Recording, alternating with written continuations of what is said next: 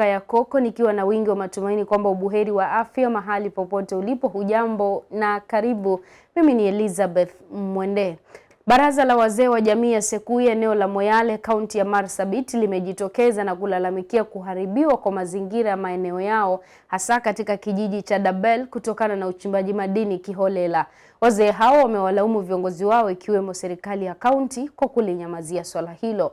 Mwanahabari wetu Mwahoka Mtumi ana kina cha taarifa hiyo.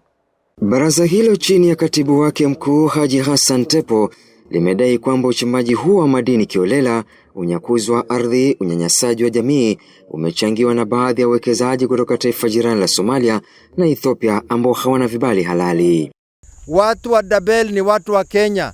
Sekuye of Dabel is Sekuye original community of this country.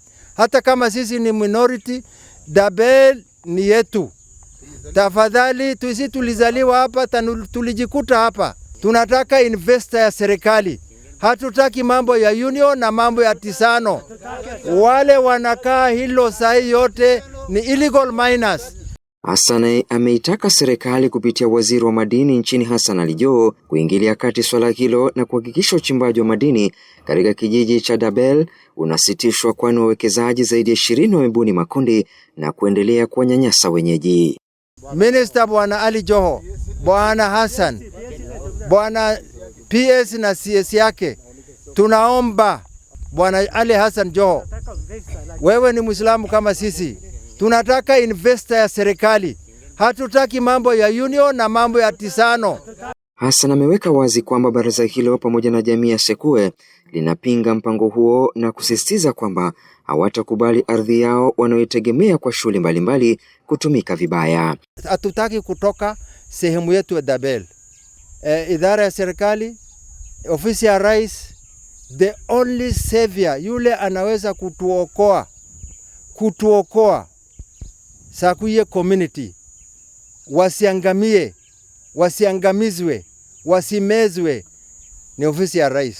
Naibu mwenyekiti wa baraza hilo Abdikadir Dilo amesema hali hiyo imewasababishia hasara, kwani mifugo imeangamia, uchumi wa kijiji hicho kudidimia zaidi, na akamtaka Rais Ruto kuingilia kati, kwani licha waziri Murkomen kufunga uchimbaji wa madini kufuatia utovu wa usalama, bado wawekezaji kutoka taifa la Ethiopia na Somali wamekuwa wakiendeleza mpango huo.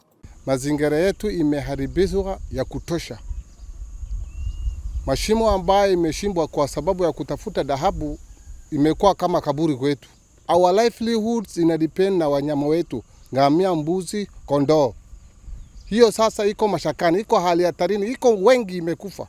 Hata iko binadamu amekufia kwa hiyo shimo, sababu nyasi inatoka juu. Sasa area ya malisho yote inakuwa imeharibiwa ya kutosha.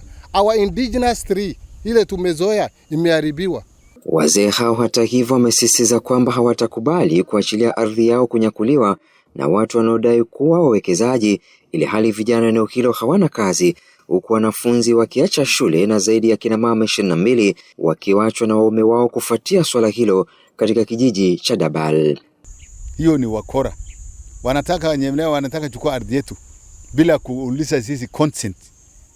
Na sisi hatutaki bila consent yetu mtu apatie ardhi consent, alafu akuje hagawanyiwe ama hachukue rasilimali ya Dabel.